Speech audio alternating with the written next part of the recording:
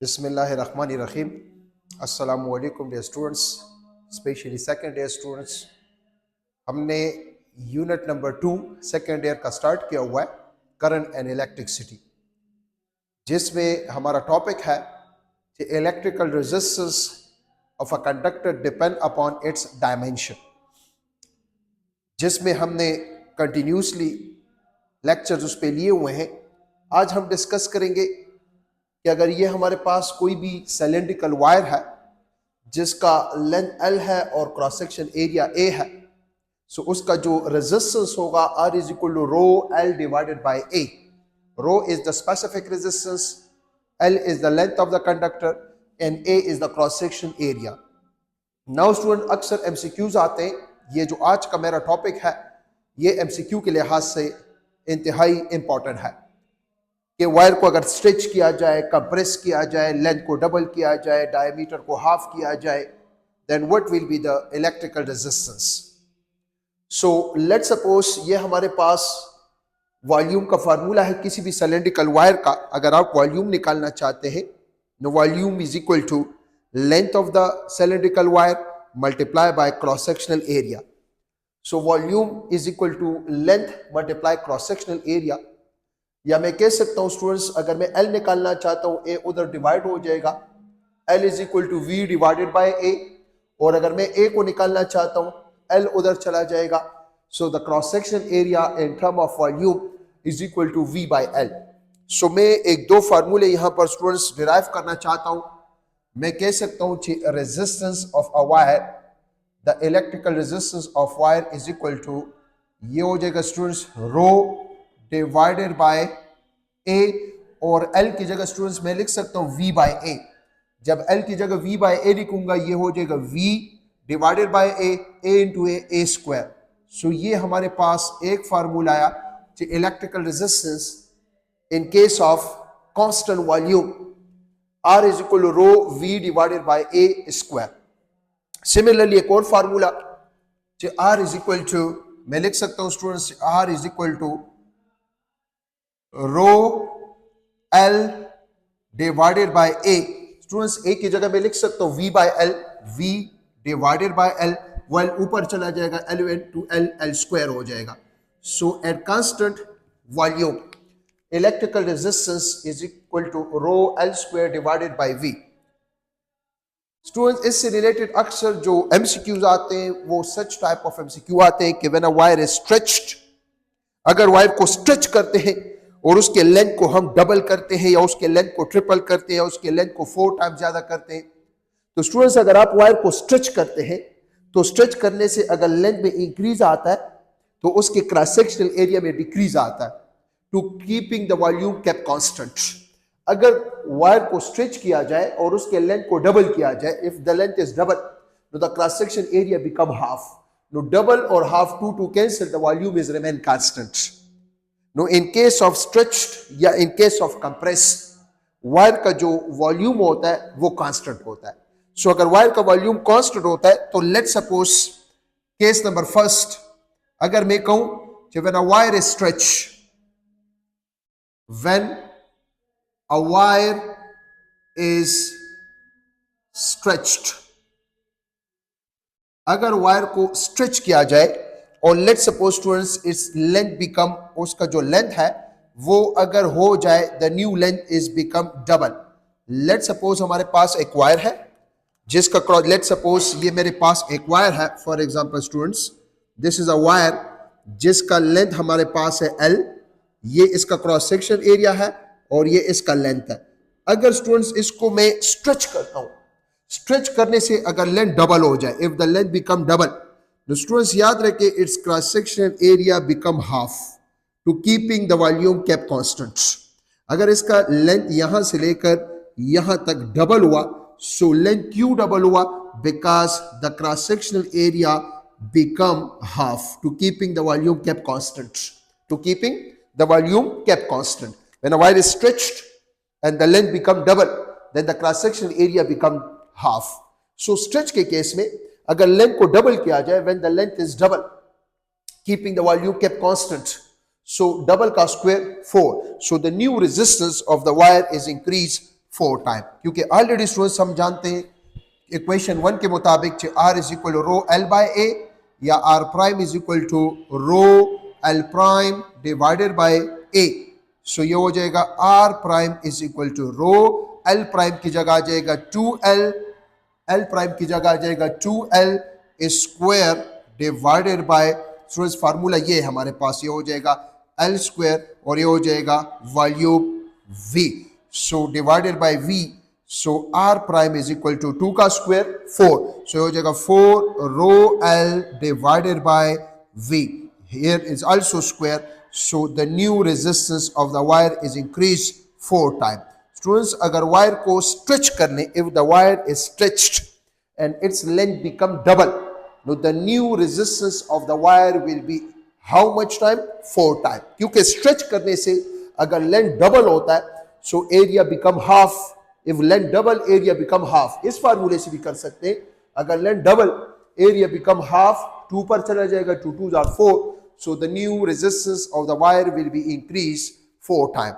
या सिंपल अल्फाज में स्ट्रेच के केस में volume of the wire is kept constant, so use this formula, R is equal to rho L square divided by V. If a wire is stretched, volume is remain constant. अगर length double, resistance 4 times. अगर length triple, resistance 9 times. अगर length 4 time increase, so resistance increase 16 time. So याद रखें, यहां पर students में आपको एक शॉर्टकट बताने वाला हूं और वो शॉर्टकट ये है, use this shortcut, this is a shortcut. याद रखें, अगर लेंथ को स्ट्रेच करने से अगर वायर के लेंथ को n टाइम इंक्रीज किया जाए, सो याद रखें the new resistance will be equal to n square into r.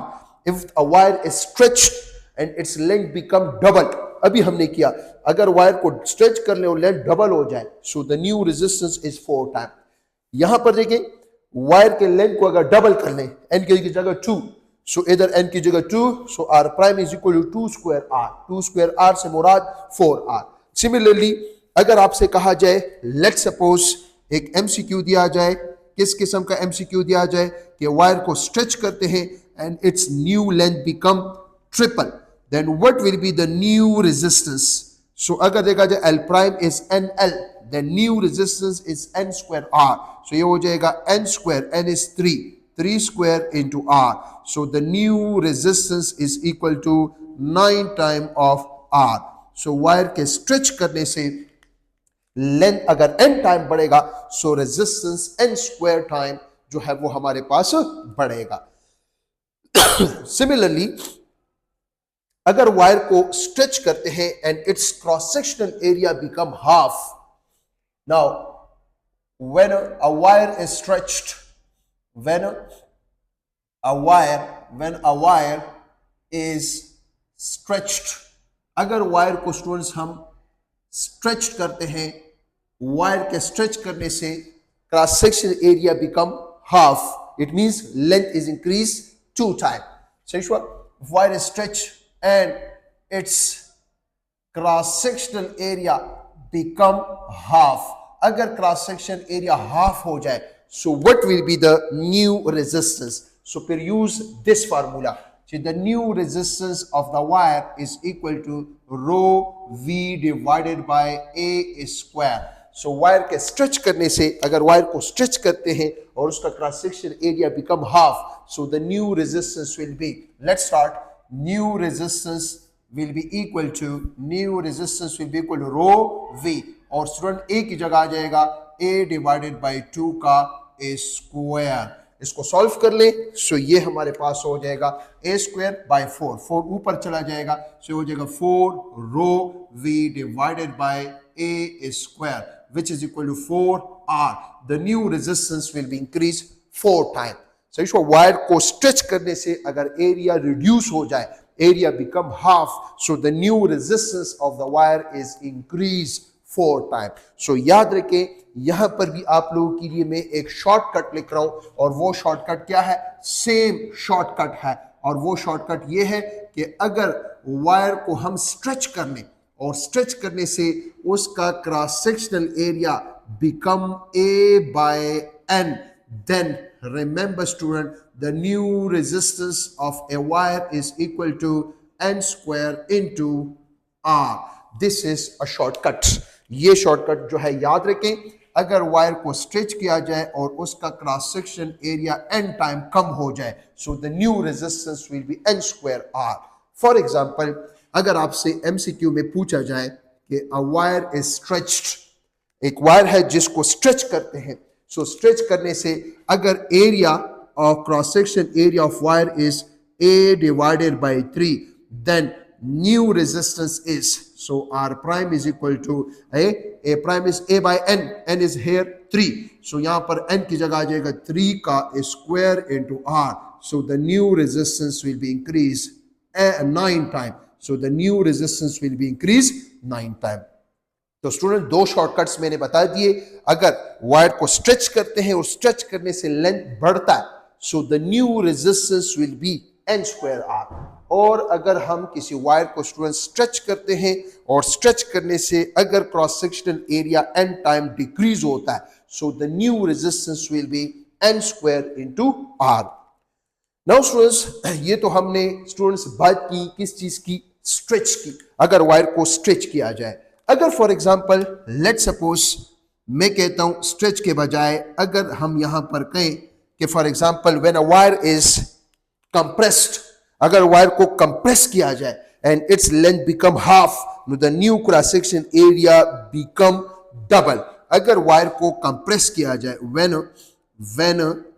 A wire is compressed, अगर वायर को स्टूडेंट्स कंप्रेस किया जाए, when a wire is compressed, and its length become half या cross section area become double. For example, ये मेरे पास students एक wire है जिसका लेंथ L है, जिसका क्रॉस सेक्शन एरिया A है, और इस वायर को स्टूडेंट्स मैं क्या कर रहा हूं, कंप्रेस कर रहा हूं.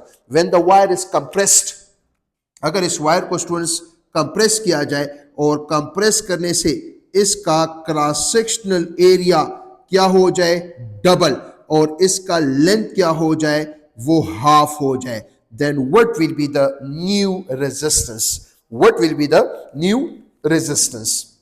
इस पर भी जो है कुछ एमसीक्यूज जो है वो करते हैं. नंबर 1, केस नंबर फर्स्ट जो है वो डिस्कस करते हैं, जो कि हमारे पास है. लेट सपोज अगर हम वायर को जो है क्या कर ले students, for example when a wire is compressed, so हम जानते हैं कि हमारे पास R is equal to rho L square divided by V. ये एक फार्मूला है, और दूसरा फार्मूला है कि R इज इक्वल टू इधर हमने फार्मूला लिखा हुआ है V divided by A square. ये दो फार्मूले हैं. When a wire is compressed and length become half, so the new resistance will be decreased 4 times.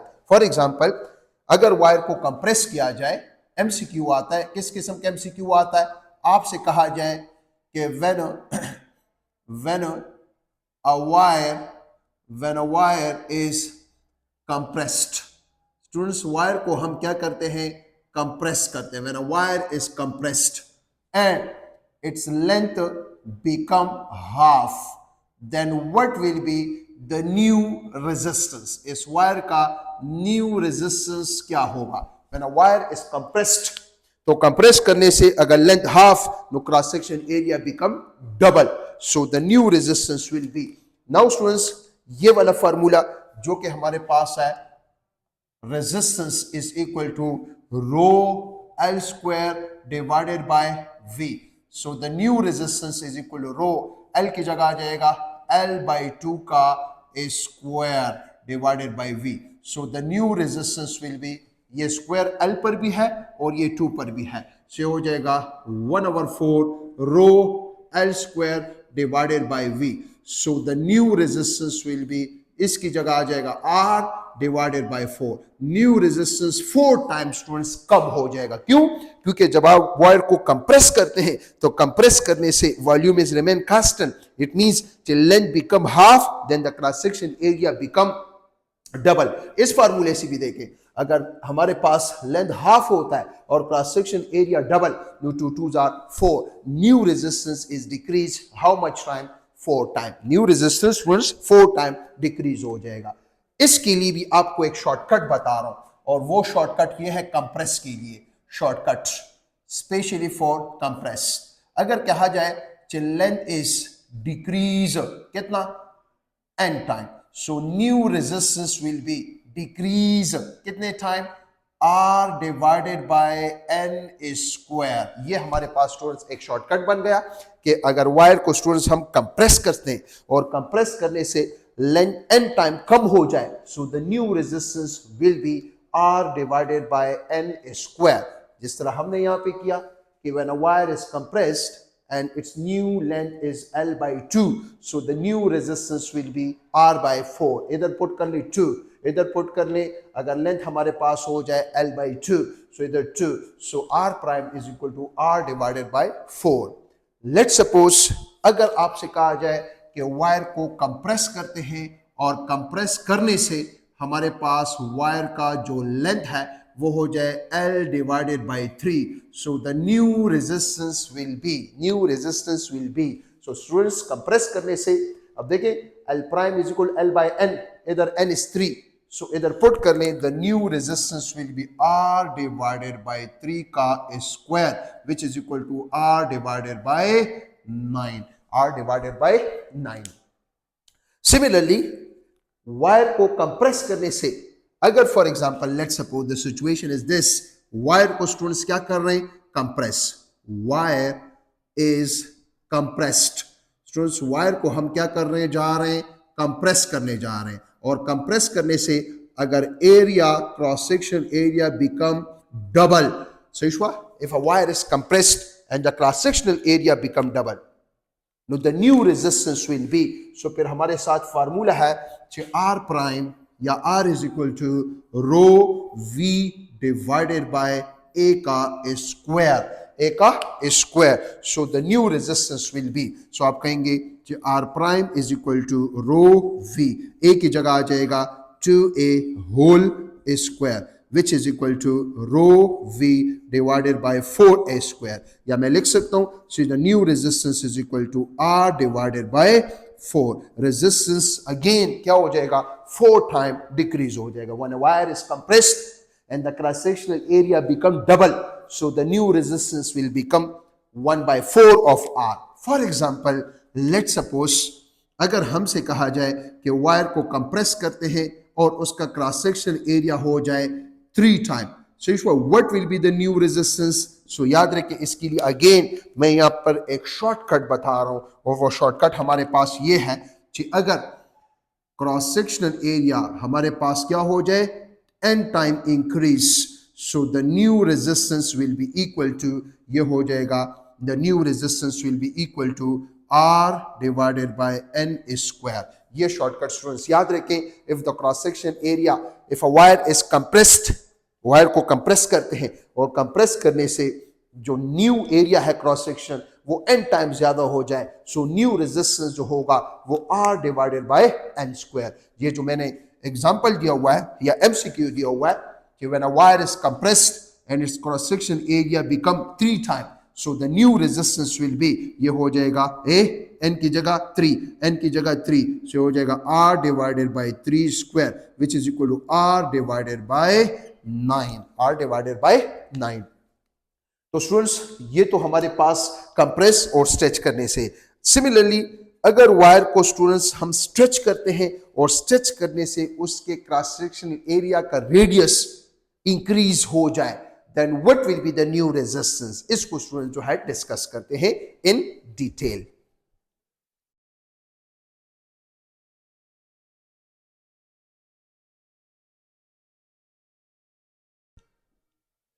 अच्छा स्टूडेंट्स देखें, किसी भी सिलेंड्रिकल वायर का जो क्रॉस सेक्शनल एरिया होता है उसका फार्मूला है पाई R स्क्वायर। तो स्टूडेंट्स एट कांस्टेंट वॉल्यूम इस फार्मूले को मैं लिख सकता हूं कि the electrical resistance R is equal to rho V, और A की जगह स्टूडेंट्स आ जाएगा पाई R स्क्वायर, लेकिन ये होल स्क्वायर हो जाएगा। So electrical resistance is equal to rho V divided by pi into R power 4 into R power 4। अब students इससे रिलेटेड कुछ मजीद डिस्कशन करते हैं। और स्टूडेंट्स ऑलरेडी आप लोग ये भी जानते हैं कि अगर वायर का क्रॉस सेक्शन एरिया है पाई आर स्क्वायर, तो स्टूडेंट्स हम जानते हैं कि half of the diameter is called R. So फिर मैं कह सकता हूं कि A is also written as pi R की जगह सो ये हो जाएगा डी स्क्वायर बाय 4। सो अगर इसमें पुट कर लें, so the new resistance is equal to rho V. A की जगह अगर मैं पुट कर लूं स्टूडेंट्स, ए की जगह अगर मैं पुट कर लूं, यहां पर क्या पुट कर लूं, pi D square divided by 4 whole square. So हो जाएगा new resistance is equal to rho V divided by pi into D power 4 और 4 का स्क्वायर 16, 4 का स्क्वायर 16। चलो इससे रिलेटेड स्टूडेंट्स एमसीक्यूज डिस्कस करते हैं, क्योंकि आपके बुक में भी इससे रिलेटेड एमसीक्यूज दिए हुए हैं। कहते हैं कि for example when a wire is stretched, when a wire is stretched and its radii, cross sectional area radii become r by 2, then new resistance is, what will be the new resistance? कहते हैं एक wire है जिसको cross section area का radii are है और उसको stretch करने से उसका रेडियई बन जाता है R by 2। So the new resistance will be, ये आपके बुक का एमसीक्यू है। सो फार्मूला है कि resistance at constant volume is equal to rho V divided by pi into R क्या 4। ये हमारे पास फार्मूला है। स्ट्रेच करने से when a wire is stretch and its radii is changed, cross sectional area radii is changed, then the resistance will be changed. R is equal to rho V divided by pi, इधर आ जाएगा students ये square जो है पाई पर भी है, तो ये हो जाएगा पाई स्क्वायर। सो मैं कह सकता हूं the new resistance is equal to rho V divided by pi square और R की जगह आ जाएगा R डिवाइडेड बाय 2 होल पावर 4। सो ये हो जाएगा the new resistance is equal to rho V divided by pi square R power 4 और 2 power 4। So इस 2 power 4 से क्या आता है, 2 2s are 4, 4 2s are 8, 8 2s are 16 और वो 16 ऊपर चला जाएगा। So फिर मैं कह सकता हूं so the new resistance will be equal to 16 time of R. The new resistance will be equal to 16 time of R। या सिंपल याद रखें 16 को मैं कह सकता हूं कि the new resistance is equal to 2 power 4 time of R, 2 power 4 time of R. तो यहां पर अगेन स्टूडेंट्स आपको एक शॉर्टकट बता रहा हूं, शॉर्टकट, और वो शॉर्टकट ये है कि अगर किसी भी वायर को स्टूडेंट्स आप स्ट्रेच कर लें और उसका जो रेडियई है क्रॉस सेक्शन एरिया वो एन टाइम डिक्रीज हो जाए, so the new resistance will be increase. How much time? n power 4 time. The new resistance will become n power 4। जिस तरह स्टूडेंट्स यहां पर अगर देखें, हमने कहा कि वायर को स्ट्रेच करने से उसके क्रॉस सेक्शनल एरिया का radii r by 2। So the new resistance is, अगर देखा जाए 2 पावर 4 r, यहां पर n2 है, यहां पर n2 है। अगर वायर को स्ट्रेच कर ले और स्ट्रेच करने से उसके क्रॉस सेक्शनल एरिया का radii n time decrease, so the new resistance is n power 4 time। for example अगर MCQ आता है, किस किस्म का MCQ आता है, आपसे कहा जाए कि when a wire is stretched and its cross sectional area radii become r by 3, so the new resistance will be, your answer should be r prime is r by n, new resistance is n power 4 r। so यहां पर n3 है, ये हो जाएगा 3 power 4 into R. The new resistance will be equal to 3 power 4 into R। Similarly for diameter, similarly for